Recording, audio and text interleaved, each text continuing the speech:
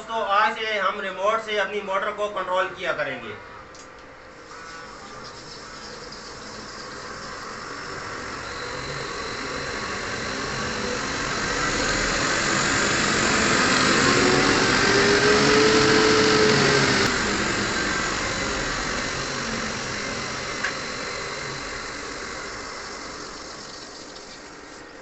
अस्सलाम वालेकुम viewers, welcome to electrical and mechanical YouTube channel. तो दोस्तों आज की वीडियो में हम सीखेंगे कि रिमोट से हम अपनी मोटर को कैसे कंट्रोल कर सकते हैं और उसकी सेटिंग कैसे करनी है और उसके कनेक्शन वगैरह कैसे करने हैं और उसके लिए आपको क्या क्या चीज़ों की ज़रूरत पड़ेगी। इंशाल्लाह इस वीडियो में आपको डिटेल के साथ बताएंगे।